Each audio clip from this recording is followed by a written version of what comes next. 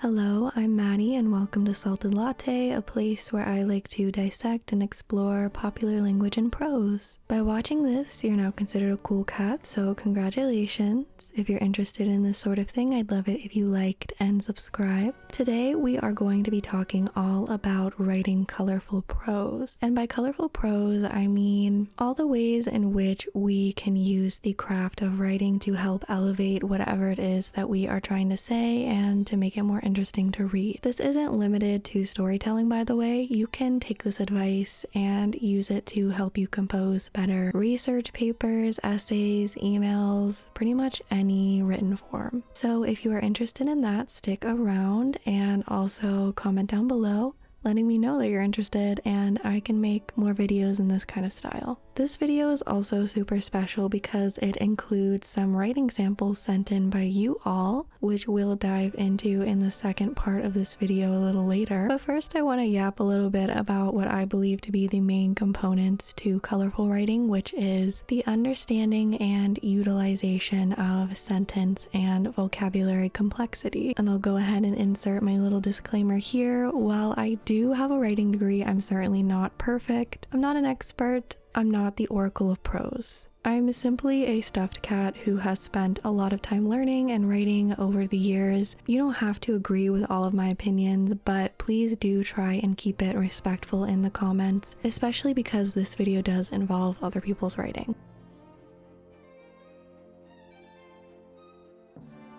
So what makes a sentence complex? The main things we're going to be focusing on today in terms of improving your writing skills are related to vocabulary and sentence structure complexity. On a technical level, I believe those are foundational for crafting effective prose of all varieties. My goal is for you to be able to take what I discuss here and apply it to a host of different writing forms, like I said earlier. Because through appropriate vocabulary usage, you can make your writing more quote-unquote complex and thus easier for your audience to comprehend. I think a lot of the time we associate complex writing with complicated writing, and that's definitely the case in some instances, but I actually think a bit of tasteful complexity is necessary. Emphasis on tasteful. The craft of building sentences and piecing them together is an art form just like the craft of building a story conceptually is. Today I'm going to be defining a complex sentence as an independent clause, a sentence that can stand on its own, plus one or more dependent phrases, which are incomplete sentences that cannot stand on their own. A complex sentence often, if not all the time, begins with a simple sentence. Take I like soccer, for example. We could add phrases like to play, on Tuesdays, and after school to turn the simple I like soccer into a more complex sentence. I like playing soccer on Tuesdays after school. Complexity doesn't always mean flowery and convoluted. We can see here by adding more relevant information to the initial sentence, we actually end up clearing up a lot of potential places for confusion from the reader's perspective. With only I like soccer, your reader might be left wondering, does this person like to play soccer or do they like to watch soccer? Which one are they referring to here? Maybe both. What is the context in which they play soccer or watch soccer? How often do they do this? And so on and so forth. You could answer those questions in other sentences, but this is where we might end up with issues related to sentence flow. So if we broke up that other sentence into I like soccer, I play it on Tuesdays, I usually play soccer after school, you're still giving your readers more information versus simply saying I like soccer, but you're giving it to them in shorter, choppy sentences. And sometimes shorter sentences back to back work well together. However, in this case, I think the separation is a bit unnecessary. All of them relate back to the main topic of soccer in a similar manner, so I don't really see a huge need to disjoint them. This is why I've personally gotten into the habit of reading what I've written aloud to myself so I can hear the rhythm of the sentence better and make adjustments as needed. So I'll read those 2 examples out to you again, and you can decide for you which one sounds better. I like to play soccer on Tuesdays after school, or I like soccer, I play it on Tuesdays. I usually play soccer after school. Complex sentences are important because when used correctly, they make your writing stronger and more engaging for your audience to read. Adding relevant words and phrases to a simple sentence makes your writing more colorful and authentic. Another way to make your sentences more colorful and complex is through vocabulary choice, which is why maintaining a little mental dictionary of your own is very important. We all inevitably communicate through writing at some point in our lives, so a robust vocabulary shouldn't be reserved for readers or people in the humanities fields exclusively. And it's never too late to learn a new word or 2. Vocabulary knowledge comes primarily in 2 different forms. We have breadth and depth. Breadth is the number of vocabulary words you already know, and depth is how well you understand the meaning of these words that you claim to know. Breadth is like another way of saying the quantity of words, while depth is like the quality of your comprehension of the words.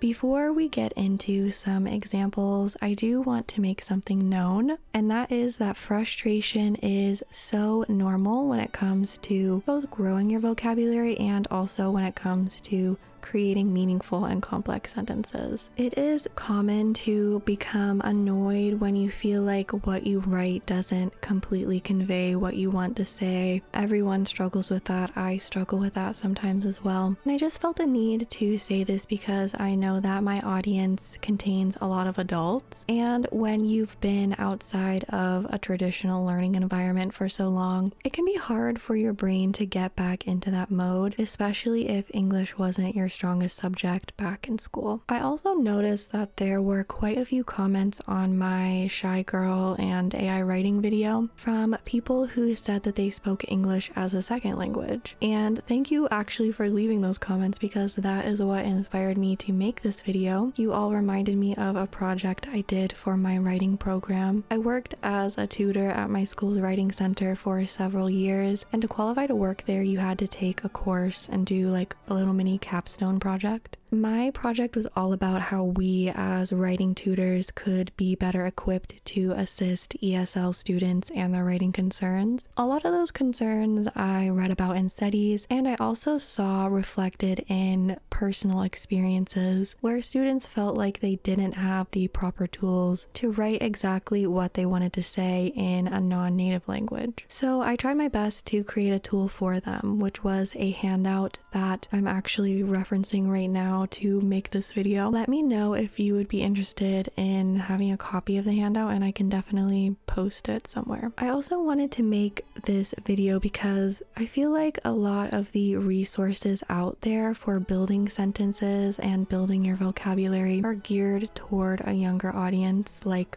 child to teen ages, and I think would benefit a lot of adults to see discussions of these kinds of skills being presented in a more adult context. I think that just helps remove a lot of the potential shame around wanting to be a better writer or a better reader, better thinker, just being more literate in general. It sucks that the American education system, you know, it is what it is. Not all of us had access to a quality education growing up, whether you're from America or not. And I know a lot of people internalize that, but like I said earlier, I promise frustration is normal and it's never too late. And to put a positive spin on things, frustration means that you care about your writing, and that is a good thing. Growing your vocabulary, especially as an adult and especially in a second language, if that is your case, it takes time, it takes practice, and it takes repeated exposure to new words and new phrases. When you inevitably feel challenged, transmute that. We're gonna get a little spiritual for a second, okay? Use that energy to your advantage. Use that frustration as fuel to help you grow.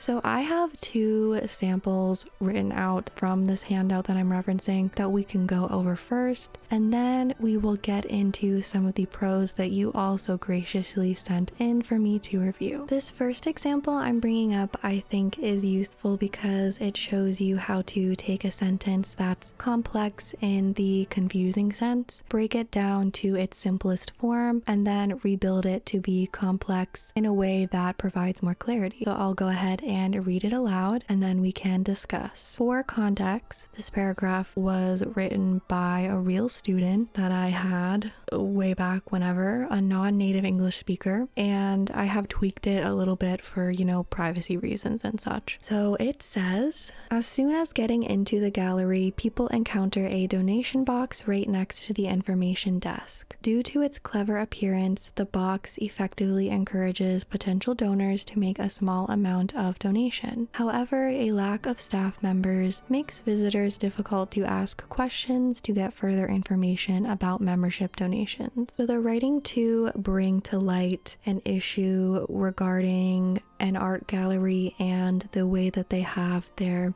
donations and information center set up. And I made it a point to note that this was written by an ESL student because, we can see here that there are a few grammar issues, although I don't think those necessarily get too much in the way of someone understanding the general point of this paragraph. I do, however, think that some of the jumbled vocabulary and just the general clunkiness does take away from the message that this writer is trying to convey. So for our purposes here, let's just focus on that last sentence. However, a lack of staff members makes visitors difficult to ask questions to get further information about membership donations. I think this one is probably the most confusing of the three in that paragraph. And it's confusing because it reads almost as though the visitors are the reason why it's difficult to ask questions, even though the visitors are actually the ones that are having a hard time asking these questions. And I think that's because visitors and difficult are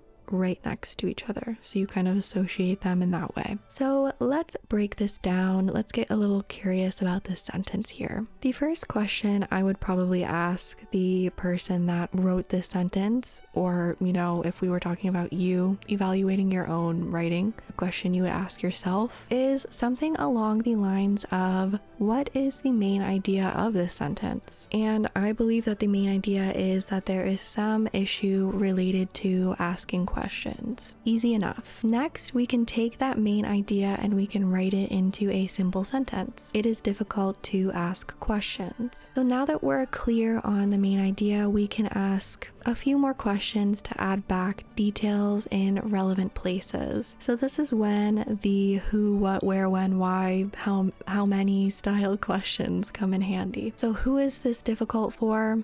It's difficult for the visitors. And what are they asking questions about? Membership donations. Where is this problem occurring? It's occurring at the donation box. And why is this problem occurring? Allegedly because of a lack of staff being present. So then we can just add back in that transition word, however, in the beginning, and we have our new revised sentence. However, it is difficult for visitors to ask questions about membership donations at the donation box due to a lack of staff, which I think does a lot more for the reader than the original. However, a lack of staff members makes visitors difficult to ask questions to get further information about membership donations.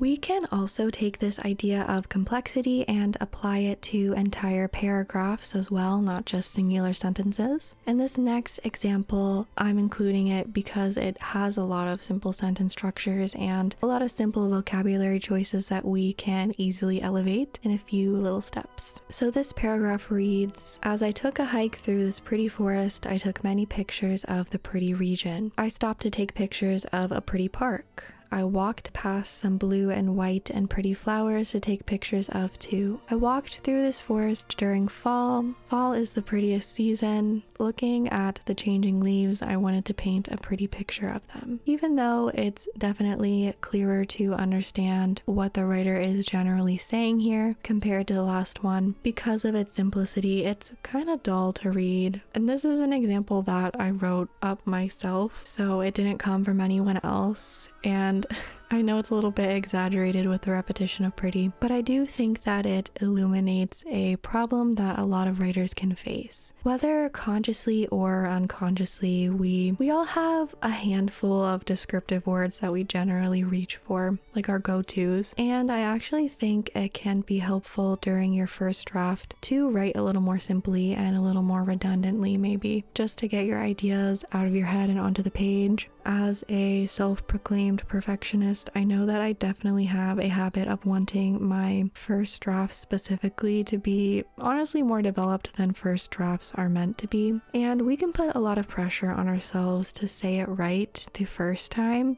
but that's literally the point of doing multiple drafts, is that you don't have to get it completely right the first time. In my experience, harping on that just ends up stopping our train of thought and our flow, and you can always come back later and tweak the prose to your liking. So let's say that is the case here. We just finished up a draft of this paragraph and now we are revisiting it to spruce it up a little bit. The biggest thing that jumps out to me here is the repetition of the descriptive word pretty. Everything is pretty. Everything is so pretty that nothing ends up really being pretty because nothing stands out, you know? Let's dig a little deeper. Why did I think the forest was pretty? Pretty broad question, and to answer this we can ask a few smaller ones. When I picture the forest in my mind that I'm referring to, what do I see? Maybe I see a lot of pine trees. And what specifically about the park area of the forest caught my eye? Maybe it was the moss growing on an old swing set. I also mentioned flowers in this paragraph. Let's get a little bit more specific. What kinds of flowers did I see? They were blue and white, and maybe they were near this really big significant tree that caught my eye. And lastly, I mentioned that I like fall. I think it's the prettiest season. Why do I think that? And I think that because of the changing leaves and all of their colors. So now we have these answers and we are better equipped to rewrite this paragraph in a more complex and engaging way. As I took a hike through this pine tree filled forest, I snapped many pictures. I took photos of bright green moss growing on an abandoned swing set and of blue flowers at the base of a tree trunk. I walked through this forest during fall, the season with changing leaves that are so colorful I'd like to paint artwork of them. This rewritten paragraph, it's not perfect, but it is much more sensorial than the first one. And that's because instead of saying that the forest was pretty, we described how the forest was pretty. And that's what people mean when they say show don't tell. Adding more detail actually made our message clearer in this case.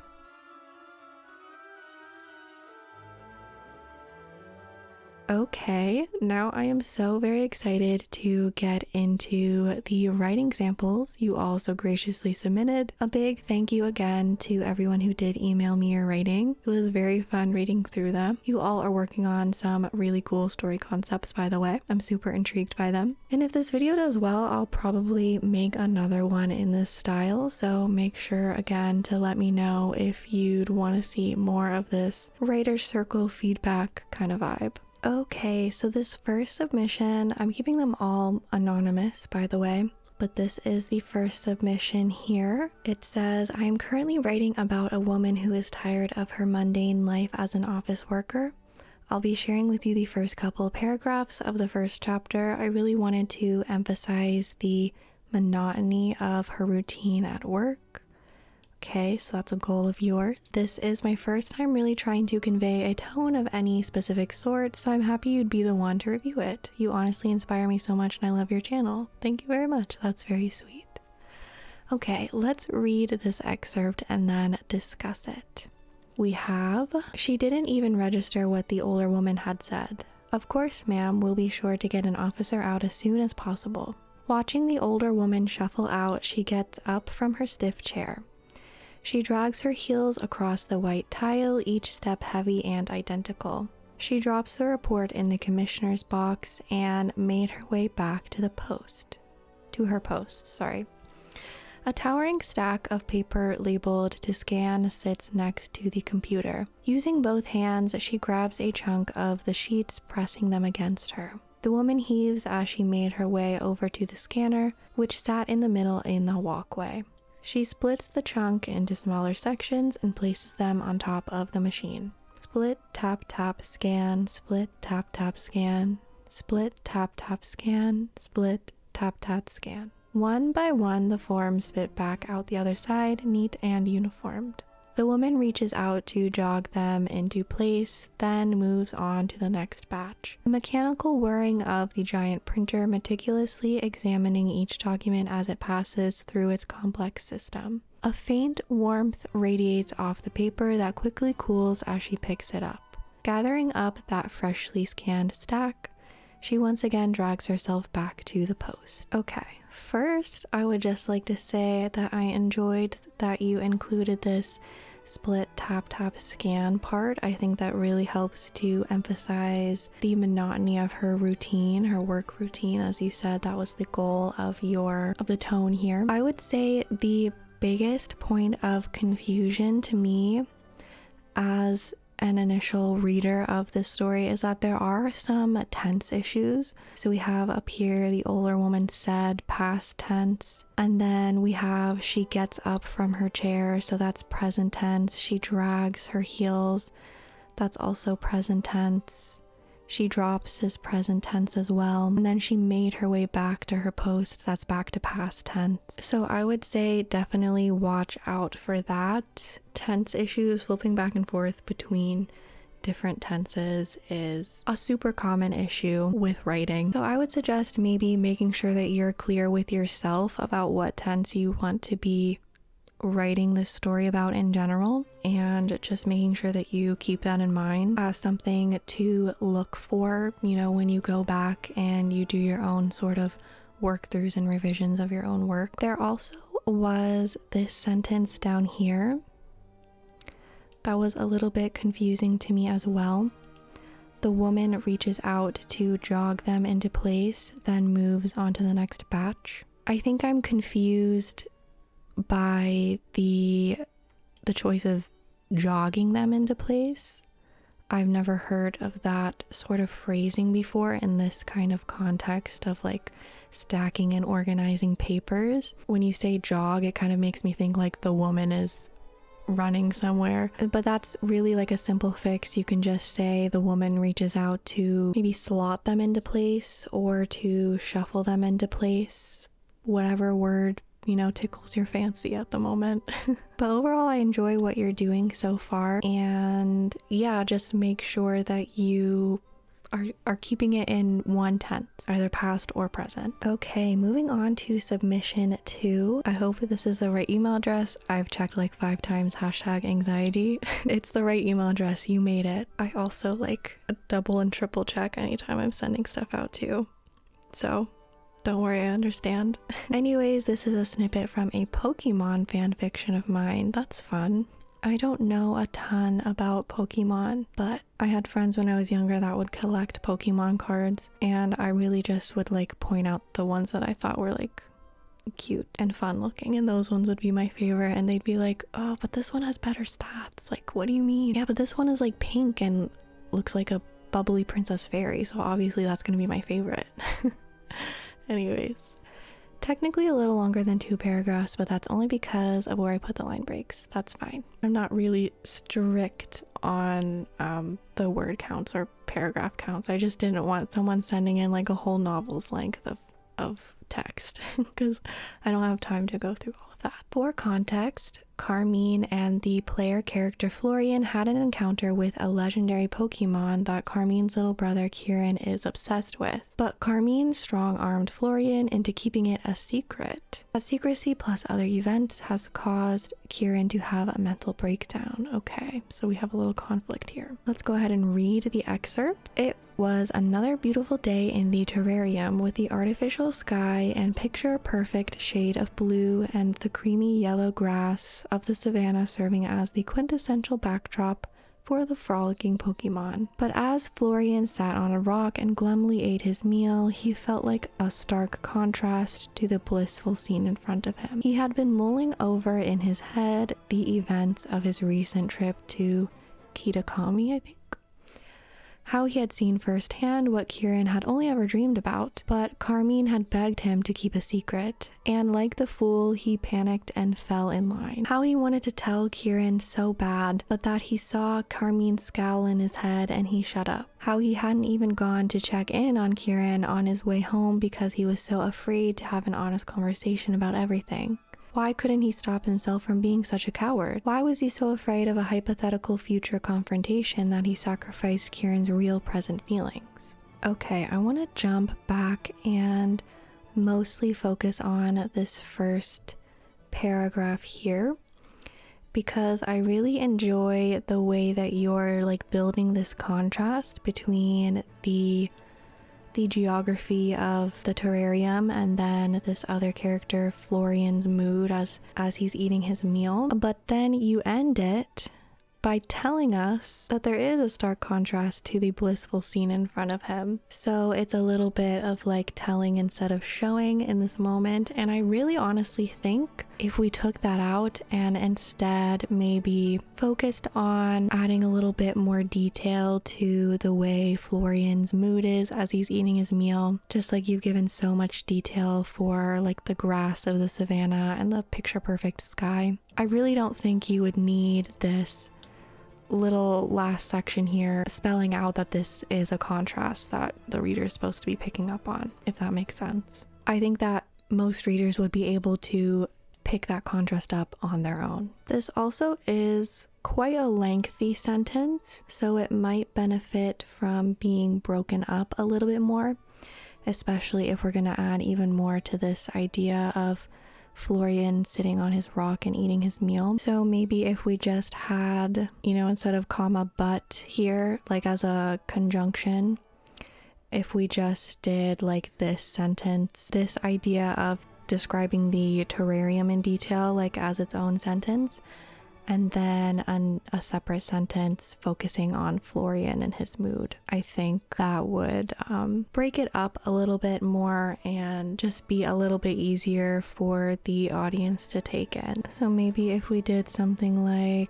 I had to put my microphone down to type the sentence out, but something like, it was another beautiful day in the terrarium. The artificial sky glistened a picture-perfect shade of blue against the creamy yellow grass of the savannah. Florian sat off to the side on his rock, and then you go into like describing how Florian is eating his meal to flesh out that contrast a little bit more that you're attempting to build here. And I really didn't add anything extra besides like glistened. That the rest was stuff you already had yourself, imagery that you were already developing yourself.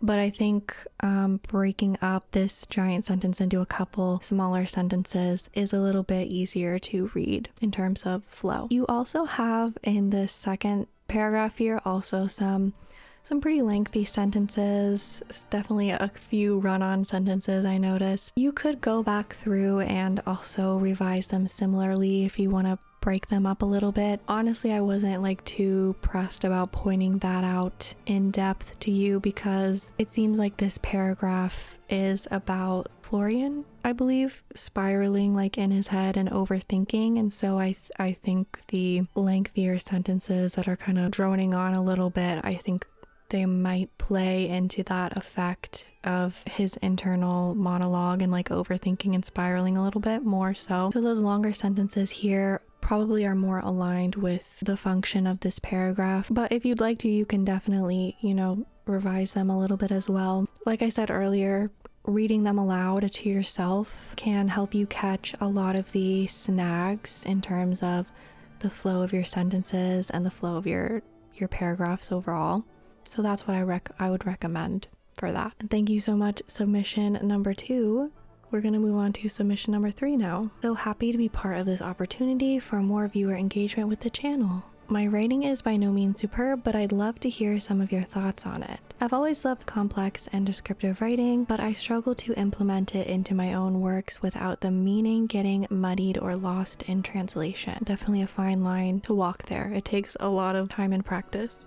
And even I'm not perfect at it. This is an excerpt from something experimental that I wrote recently, and I'd love to hear your thoughts. For context, this character is waking up in a hospital room after being knocked out with no memory of how he got there, why he's there, or where he is. I like the ominousness of this. That's not a word, I just made that up. He's blindfolded and restrained down to a table, so his senses here are mainly focused on his sense of taste and his sense of smell rather than what he sees upon waking.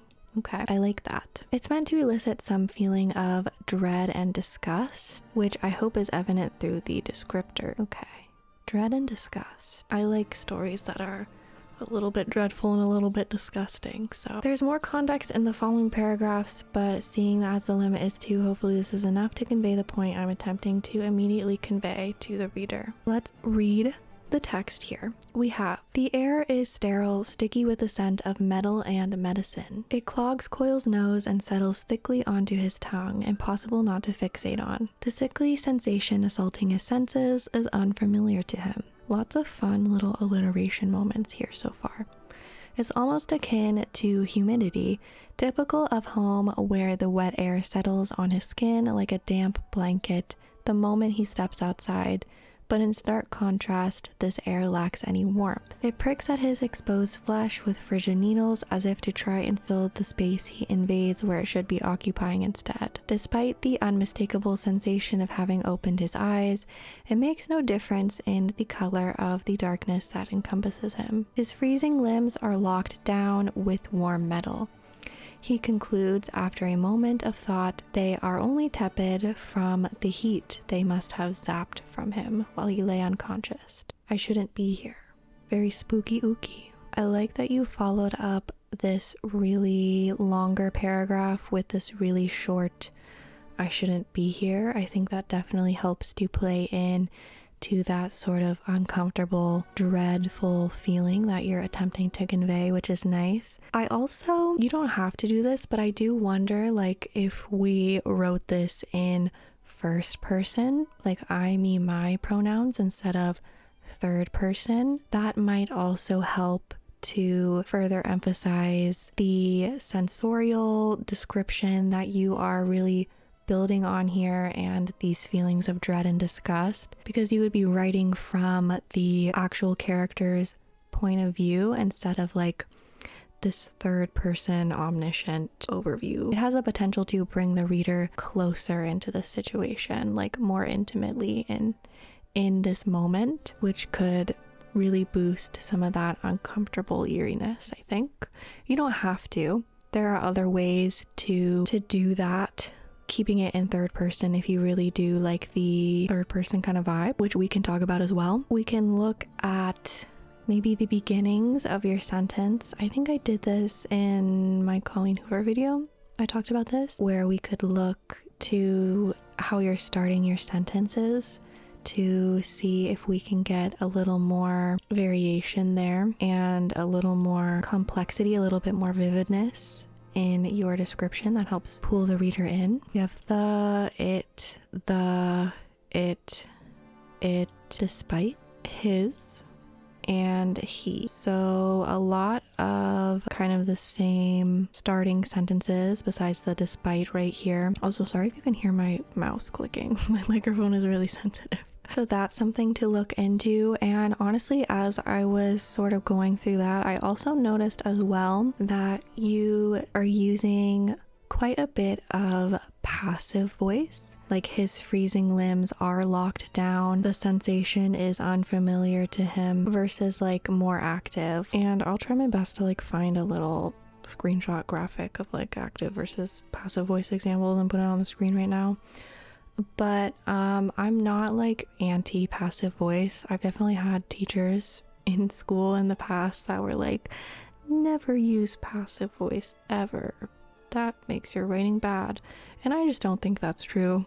I'm not really like so extreme in my views. I think there's obviously passive voice exists for a reason. There's like a time and place to use it. But if you rely on it too heavily, especially in, you know, a descriptive paragraph like this, where you're really trying to get the reader into the feeling in the moment, it can create a little bit of distance there because it's not emphasizing the action of the sentence. I think if you make those couple of little tweaks, that definitely will help make those feelings of dread and disgust come through a lot stronger in your writing. So like, for example, we can look at this sentence: his freezing limbs are locked down with warm metal. We could rewrite it somewhere. I'll just rewrite it down here. We could say, instead of his freezing limbs are locked down with warm metal locks down his freezing limbs. So you're making the sentence a little more active, and you're also switching the subject to be the metal locking down. I also do wonder, since you said in your little context thing up here, he's blindfolded, so he can't see anything. I wonder if saying warm metal specifically might be too specific for his actual situation that he's in. I'm just trying to think, like, if I close my eyes and I'm not sure if I would be able to tell that specifically what kind of material would be restraining me. You know what I mean? But I understand, like, as a writer, obviously you know what's going on, and so sometimes that can like seep through a little bit in what you're saying, even though maybe it's not necessarily to be providing all of those details here, or it might not make sense from the character's perspective to give all of those details here. That's also another reason why writing in the first person might just be like a fun exercise for you to do, because it sort of forces you as the writer as well to really get in the head of this character. But yeah, that's pretty much all I have to say here. Really cool concept. Again, I want to read this when it's done. Not gonna lie, I want to read all of them when they're done. You guys seem really creative with your story ideas, and it's like making me want to go in and write more stories. So I've been recording for so long though, I gotta move on.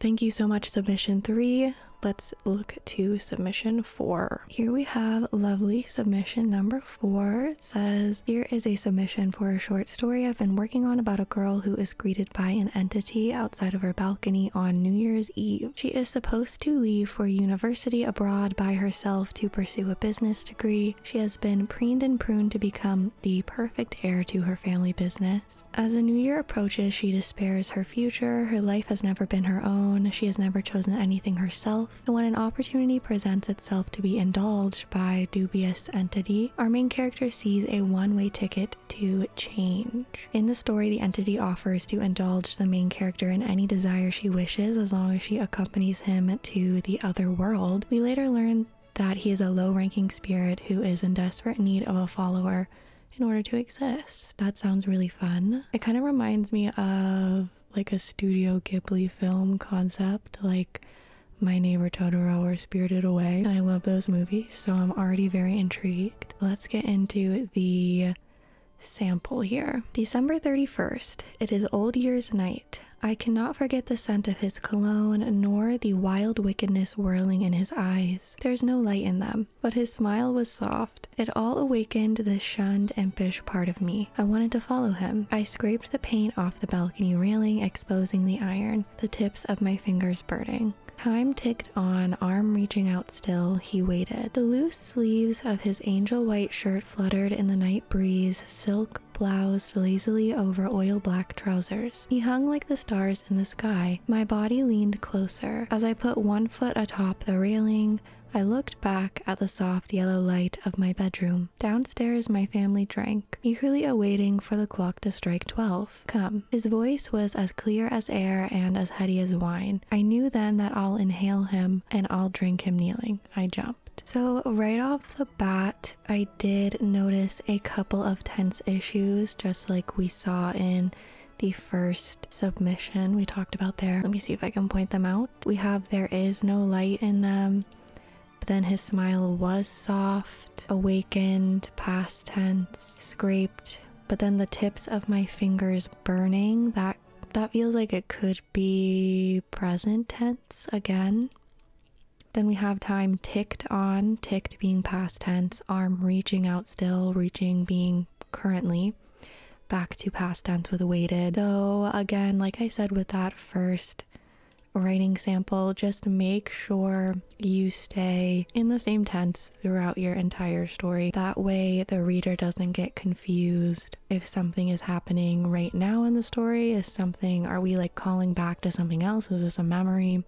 It can get a little bit jumbled when we switch between tenses like that, especially with no clear indicator that we are jumping times in the story. The only other like little thing that I can see here that maybe you would want to extrapolate on is you say, I cannot forget the scent of his cologne. Maybe if the scent is so unforgettable, maybe we could describe the scent a little bit to help characterize this entity some more. I mean, you already have some really lovely description and characterization of the entity down here, which I really love. So yeah, if you just wanted to maybe build on that and get a little more detailed, I just recommend, instead of saying the scent of his cologne was unforgettable, maybe describe what the smell was that was so striking. But yeah, overall, pretty nice. Let's go to submission 5. Here is a paragraph from a recent piece of writing I was working on. It hasn't gone through even close to the amount of editing as my finished books, as it was part of one of those many writing pieces that don't make it to print or beyond a chapter, but I hope it can be of use to you. For context, this was part of a writing piece in which the protagonist had been invited by someone who is ostensibly a friend to a cabin-like resort for a group vacation, but when she woke up in the morning at the resort, the rest of the group was gone. With the one car they all came in and everyone else she knew gone, the protagonist would have stayed at the resort for a while to make the most of this ill-fated vacation, where she would have discovered a person's corpse buried in the yard and busied herself with solving the mystery of who that corpse used to be and which person at the resort was the murderer. Ooh, like a little murder mystery. I like that. Thank you so much for your time and patience with my many commas. Okay, let's read. It was 5 o'clock in the morning and 3 of the 4 flattened pillows were empty. The thin walls of the lodge betrayed no sound that could tell Darina, where everyone had gone and why and how long ago. She had the sickly feeling that she should have expected it. There was no sense in entreating the peeling edges of the floral wallpaper to give up their secrets, and she had gone to sleep in her clothes, still perfumed with smoke from an evening fire. So there was little else to do but brush the sleep out of her hair and go down to the dining room for breakfast and a lonely... I see what you mean here with your many commas, but that's okay. I think I want to focus on this second paragraph in particular, which actually I think it's just one long sentence here. So maybe we could break that up a little bit, get rid of some of the commas and just make it structurally a little more sound so it's not waning on so long as it is. There was no sense in entreating the peeling edges of the floral wallpaper to give up their secrets, and she had gone to sleep in her clothes, still perfumed with smoke from an evening fire, so there was little else to do but brush the sleep out of her hair and go down to the dining room for breakfast and a lonely tea. Okay, we could probably just make this part here its own sentence. There was no sense in entreating the peeling edges of the floral wallpaper, because it kind of looks like the sentence is so long because you have 2 conjunctions happening. You have the comma and the comma so.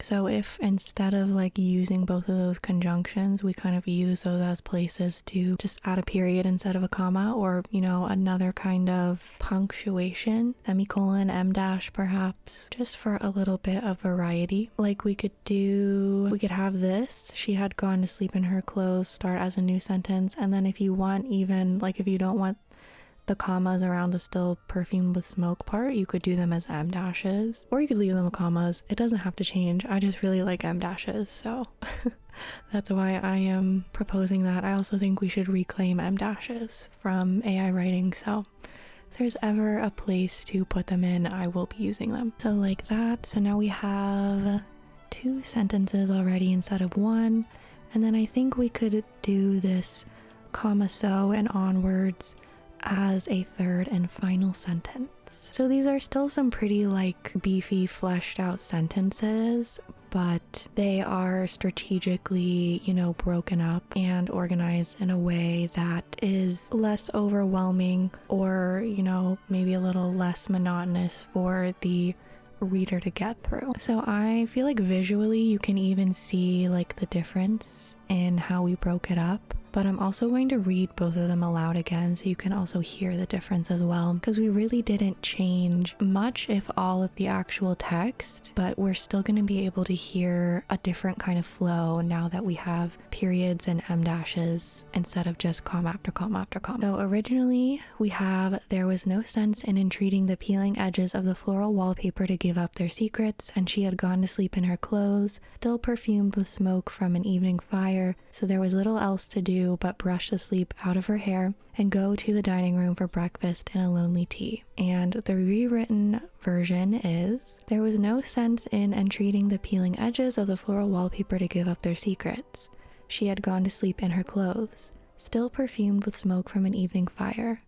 There was little else to do but brush the sleep out of her hair and go down to the dining room for breakfast and a lonely tea. Sometimes I like to compare punctuation choices to like music notes, like sheet music, how there's half notes and quarter notes and whole notes, full notes, I think. I don't, it's been a long time since I've actually played or done any of that. But by looking at the note, you know how long to like hold it, if that makes sense. And punctuation is kind of the same, where like we look at a comma versus a period. A comma is, you might take a half stop and keep going, but a period is like, that's the end of a sentence, that's a full stop, and then you keep going to the next sentence.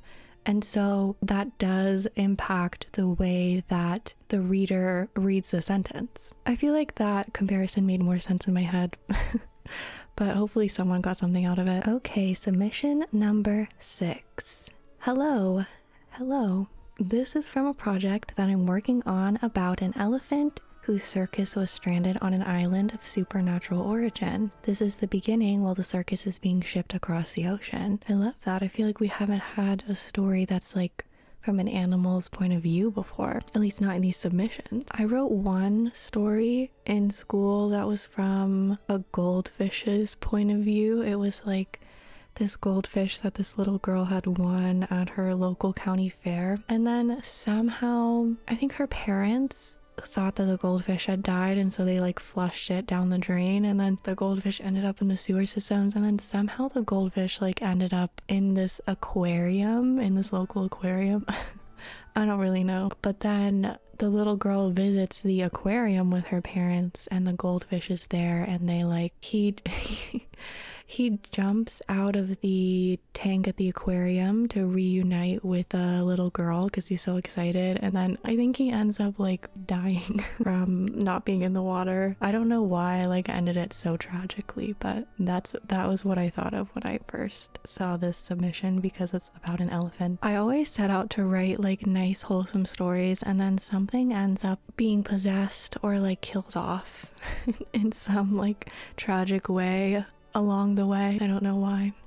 What that says about my brain. Okay, anyways, back to this submission. This elephant, this animal is alive and well so far. It says, Tiny absorbed every piece of information that the other animals would slip, shifting weight and swaying endlessly, watching the sun spill in and dry up through portholes and in between tubular bars, chewing grains and hay into gum molars ground down by diet and decay. Tiny stopped seeing the world as an extension of himself. Even a 2-ton behemoth could truly be as minuscule as his calfhood namesake described. The first thing that is jumping out to me here is that you started with this sentence saying that Tiny is absorbing all of this information, gossip, whatever from the animals, but then immediately after, in that same paragraph, you go to describe Tiny's actions, I'm assuming, and his routine and what he's doing. So that can be a little bit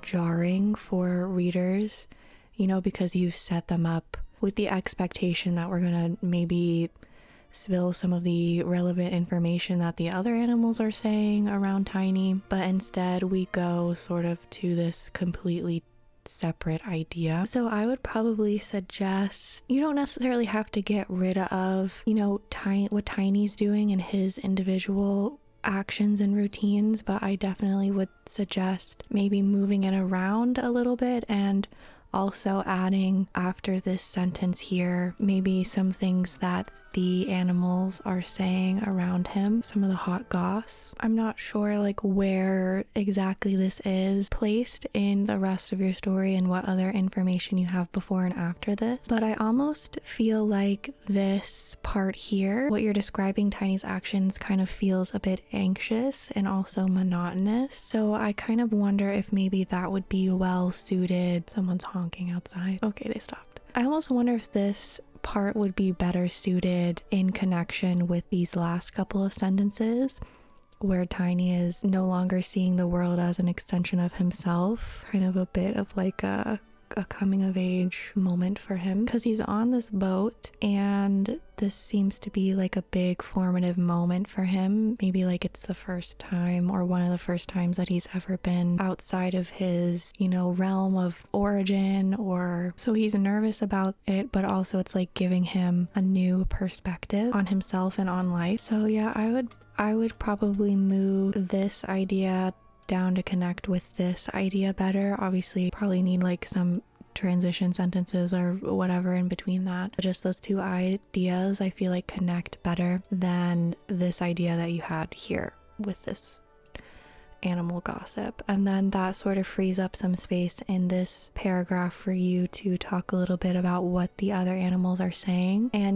maybe that feeds into Tiny's anxiety about the situation, and it feeds into the way that his worldview is changing. And so that could be like sort of how you transition from paragraph to paragraph, if that makes sense. Like, I don't know if the other animals, are they excited? Are they kind of also nervous? Maybe they're fear mongering a little bit. What sort of is the vibe there? I think getting clear on that would help to develop Tiny's surroundings a little bit better, and thus that would like help characterize him even better as well. But like I said, I don't know, what you have before or after this little section here, because it is only a few sentences. But with the few sentences that you have sent me here, that is what I would suggest, is talking a little bit about what the other animals are saying and then connecting that to how Tiny seems to be having a new experience and how he feels about that. Okay. Number 7. Here is a sample from my current work in progress. It's not in any way spectacular yet, but I would love to hear your adorable cat plushies feedback. Context: the work takes place in a dystopia where strange and mysterious things began to happen. Genres include dystopia, found family, and time travel later on. Okay, fun. And then this is the opening paragraph. An eyeball materialized from a pool of blood. At first, just a mash of white flesh lying back down in the stench, seeing nothing but the hint of a crimson sky buried beneath an incomprehensible jungle of concrete. Then skin began to slowly crawl from its back to its lens, ending in lashes. It blank once, twice, then floated away. Confused, tears gleaming in her. Very eerie, very intriguing. I'm liking what you're developing so far. I really like the description you have going on in this sentence here. I will just say jungle of concrete jungle. That's kind of a more common phrase, and so I would caution from using too many of those sorts of common phrases in your, or like common points of comparison in your writing, because it's not like the best choice to make what you're saying stand out. And if you use too many like common phrasings, it can make your voice as a writer, it can take away from your voice as a writer a little bit as well, I think. Obviously, again, this is just a few sentences and there's only like one instance here. You don't necessarily have to change it, but just be aware of that in general, I would say. If you wanted to change this, we could do something like maybe incomprehensible jungle of concrete. So I'm assuming these are buildings Obviously they're like sort of city like buildings. You mentioned that the genre is dystopia, so in my head I'm kind of assuming that these buildings are a little bit mangled, a little bit broken down, worn down. So maybe we could play off of that idea. Instead of saying concrete jungle, we could say something like maybe an incomprehensible heap of concrete. That could work. I like the way that sounds, like coming out of my mouth. It has a nice mouth feel. If you really like the jungle point of comparison, I would ask what qualities of a jungle specifically make you feel drawn to that point of comparison, and then we could work from there. Maybe it's like the density of the jungle, the sort of the claustrophobicness of the jungle. Is that the right way to say that? I don't know, but I just mean like because the trees are so tall and everything is like there's so much greenery that it sort of feels like it's looming over you or enclosing you, almost like a trapped feeling. The suffocation of the jungle, you know, they're quite humid as well, and that also can play into the claustrophobia of it as well. Maybe the chaoticness of the jungle, you know, there are all different components and obviously there's more too, but that's just something I would also consider as well if you're looking to change this part here. You could even say something like a mangle of concrete, or even like mangled concrete rubble, or something like that. Just something to consider. And then the other thing, I was a little bit confused the first time that I read through this, specifically this part here. The skin began to slowly crawl from its back to its lens,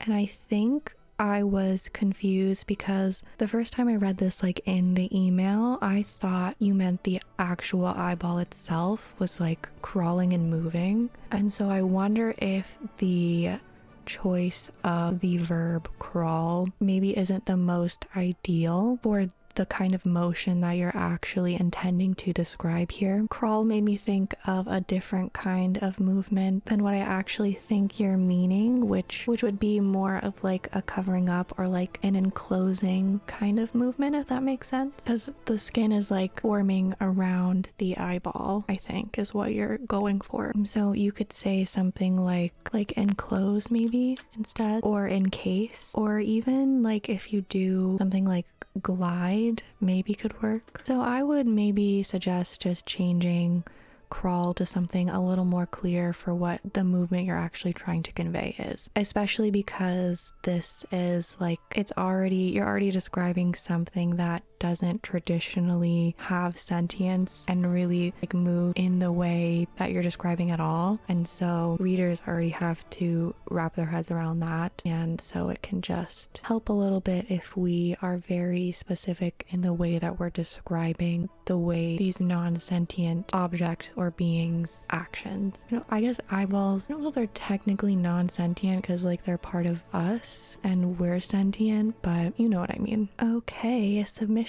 number 8.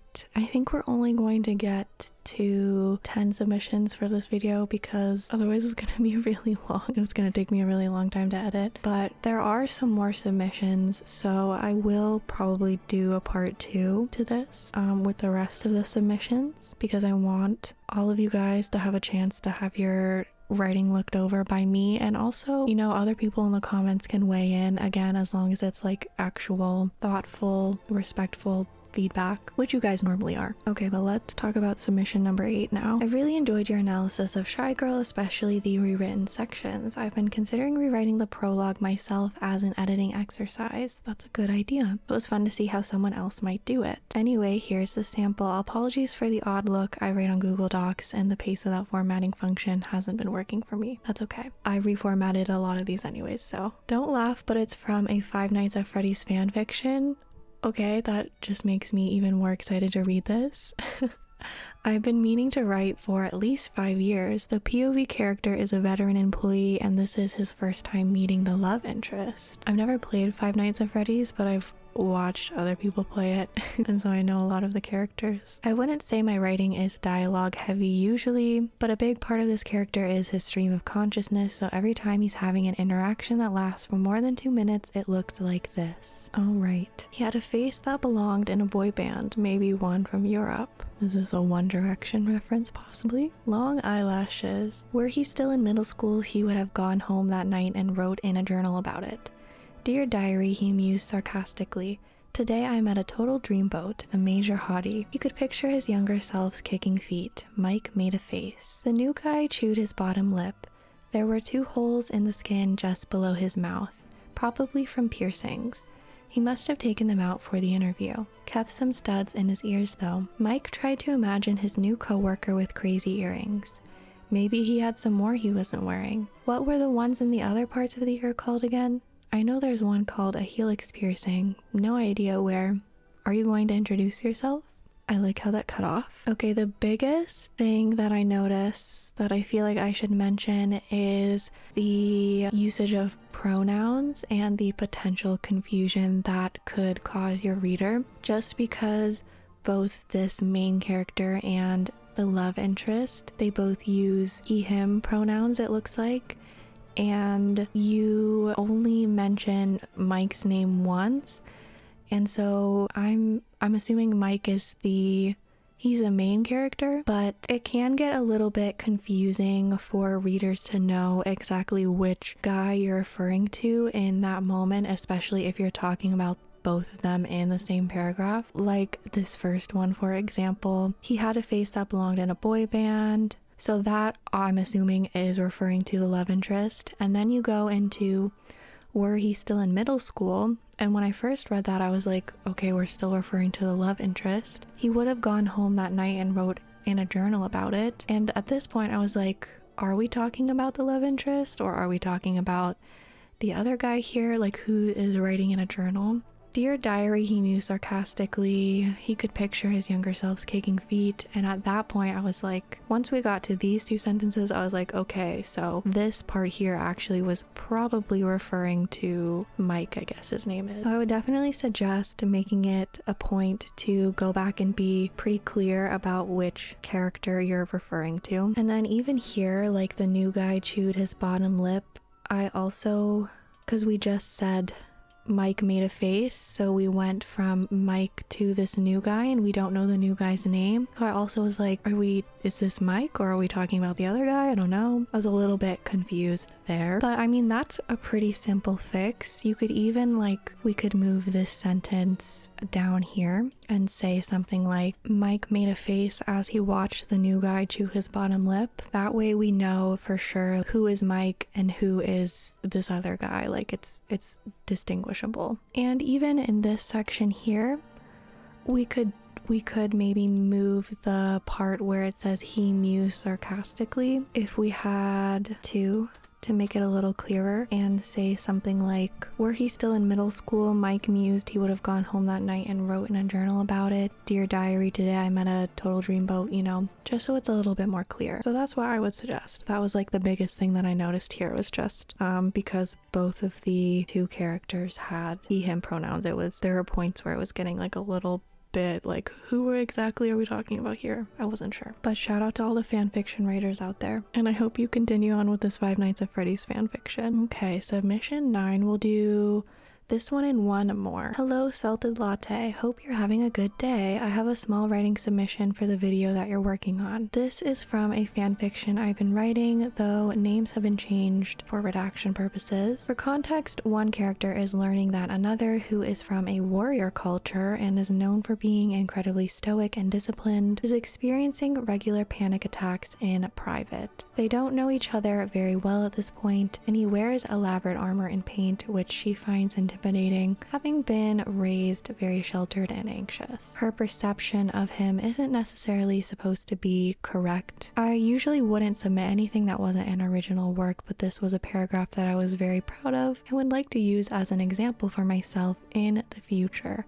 of strong physical imagery. I do think though that it could use some editing and to clean it up a little bit, so I'm curious as to your thoughts about it. Let's read it. Up until the night before, if Beth had been asked to try and picture what Kenzo looked like from memory, she may have had a hard time getting the details right. There was something about him at a glance that caused all the sharp edges and added bulk to overwhelm her, a deafening mass of visual noise. The scary parts that unsettled her so. Attempting to strip that away would leave something too bare to be a full person, something more akin to a Greek statue. Markings rubbed away to leave stark white skin on his face and limbs held held still. A hulking, marble-cut Hercules stood perfectly at attention. Even now, having seen him at the point of exhaustion, frustration, amusement, a full range of liquid human emotions, she still could not shake the image of him forever solid, stoic, and hard stone. What Eric was describing felt totally alien, implausible. It resulted in nothing but a complete aphantasia of character. It simply had to have been someone else. I think your description is lovely. I really enjoyed, where is it? This part here, a deafening mass of visual noise. But because your description is so lovely, I wonder,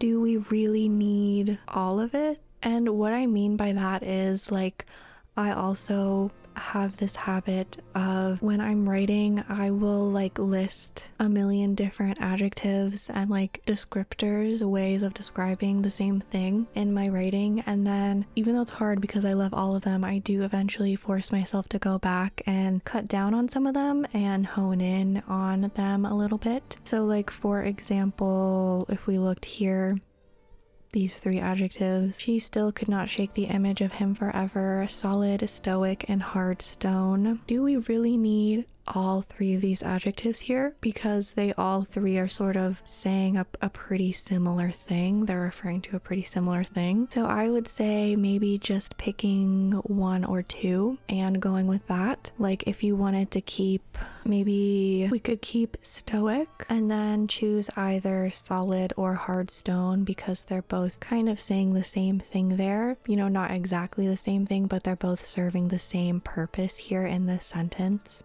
of comparison for the character, I think, Kenzo. I think including all 3 of them is not necessary, perhaps, especially because up here, like, you already pretty much hammered down like the Greek marble statue comparison here, and so I don't think we need to hit our readers over the head with it again necessarily. Because your description is so nice, you don't have to, you know, overcompensate, you don't have to over explain. You can trust your reader, I promise. Like, they're gonna get what you're saying, even if you don't include every single adjective or point of comparison. All right, the last one for today, submission number 10 we have here is an excerpt from my current work in progress. I'd really appreciate your feedback and I'd love to be featured in your next video. Well, here you are, submission number 10 in my next video. For context, in this coming of age multi-POV horror novel, a 13-year-old girl must learn leadership and independence when she's dragged into a dangerous alternate dimension along with 2 younger children and a dog. Think Stranger Things, but with more terrifying twists. This is the first scene from the character Anna May's point of view, which is a 13-year-old girl who's soon gonna end up in that alternate dimension. That's so fun. I've never written anything where I've had to world build like from the ground up, like creating an entire different reality or dimension, and so I do really commend you for undertaking that, because I can only imagine the amount of time and detail it takes to create a whole world from scratch and then like have to remember like all of the lore of that world and make sure it's all implemented. Kudos to you for that. Let's read what you have here. We have, Anna May heaved a long sigh for the 100th time that morning as she scooped shit-colored liquid into Mr. Brown's bowl. The carousel behind her mother's table mocked her with its cheerful tune, spinning a group of giggling children. A young boy rushed past, arms flailing, and almost knocked over the pot of soup. Mr. Brown flashed his rotting yellow teeth. Thank you, Anna May. The old man tipped his absurdly large fedora at her mother, who responded with a dazzling smile. And thank you, Matilda. Ma poured a bottle of water into the soup pot, stirring with her other hand. Pleasure's all mine, Elijah. Nice to see everyone out. Makes one forget all this talk about the crash for a while. She placed the empty bottle on the ground and grinned. Ain't nothing a nice bowl of soup can fix. Anna May could barely hear her over folks hooting, squealing, and stomping. Amen to that, Mr. Brown said, tipping his fedora again. Anna May couldn't call the bowl of dirty water and mysterious brown chunks nice, but she didn't know much about nice soup. Ma always says she didn't know much about anything. Mr. Brown brought the bowl of soup to his lips and gave it a loud slurp. Anna May scrunched up her nose and peered into the growing crowd behind their table. A fat man in a Mickey Mouse costume was shouting out about a game. Try your luck at beanbag toss for only a nickel. Only a nickel. You there, yes you. How's your aim? Horses galloped about with wailing children on their backs. Babies crawled unsupervised, shoving fistfuls of grass into wet mouths. Squealing teenagers disappeared into red and white tents like they were portals into another dimension. Anime watched them with the gaze of a child witnessing the retreat of human-sized Snickers bar. Mr. Brown limped away from their table, slurping loudly. Once, Anime had asked Ma what was wrong with his leg and earned herself a hard blow to the mouth. Ma always says she'd get in bad trouble one day sticking her nose in folks' business. Ginger said some white cop had put a bullet in Mr. Brown's knee. Anime's mind wandered to the pale men who roamed Bank Street at night, hands glued to the guns hooked on their belts. What had Mr. Brown done to upset the pale men? Let's see, I did notice a couple instances of repetitive adjectives, descriptive words. We have squealing here, and then you use squealing again here. And then you also did it with, I think, slurp, just something to keep note of. And I'm pointing it out because I think very easily you could get rid of this squealing because you already have hooting and stomping here to describe what these people are doing. And I think that's plenty of description. And so then you can just keep this squealing down here. I like this slurp here because it kind of functions as like an onomatopoeia, which is nice. So if you want, you could, get rid of this slurp. Slurp is such a fun word to say. Maybe you could say something like sipping or gulping or like scarfing down or something, just to add a little bit more variation there. I also wanted to point out this sentence here. I think this was the most confusing sentence for me personally when I was reading it. Firstly, because of the use of them. When you say them, are you just referring to the teenagers here in this immediate prior sentence, or are you referring to like the horses and the children and the babies and the teenagers? Like, are you referring to all of them? Again, like not a huge deal, just like a personal question that I had. And then this sort of simile that you have, simile metaphor, whatever, a child witnessing the retreat of a human-sized Snickers bar. I think the choice of the word retreat kind of like makes my brain do a double take. I'm not quite sure if that is like the optimal word there to get your point across, because when you say the retreat of a human-sized Snickers bar, like, do you mean that the candy bar is like going away, is being taken away? And if that's the case, I'm not really sure how that relates back to all of this description of the like carnival that's going on, the activities, the fair, because this kind of seems like more fun, almost like there's like an awe factor, especially because you say like portals into another dimension. So I think maybe what you meant here with this Snickers bar reference was maybe like the unwrapping of this giant candy bar, because that's also sort of really like wow, awe-inspiring, exciting, marvelous, which I think makes more sense as a point of comparison to what she's watching outside of her little tent. So maybe if you used like revealing or unwrapping, maybe, I think that would make it a lot clearer to the reader what exactly you're going for here with this sentence. All right, I've been recording for over 2 hours at this point, so I think I'm gonna call it here. Again, if you guys are interested, I can go through the rest of these submissions that you all sent in for me, and I can make a part 2 to this video. Just let me know if you're interested. But I'd love it if you did enjoy this video, if you liked and subscribed to the channel, and also to hype this video if that option is available to you. I'm still like kind of confused about that. But like I said at the beginning, over here at Salted Latte, I love to dive into and dissect language and prose through all kinds of mediums. Anything I'm interested in or anything you're interested in. I do also have an ASMR channel you can check out if you're into that. My little lovely cat puppet is featured over there as well. So I'll have it linked below along with my Patreon if you'd like to support me that way as well. All of these videos and my ASMR videos are posted over there early and ad-free. But I think that's all I have to say for now. I need to go make some tea, go rest my voice. But I will talk to you all soon. Goodbye.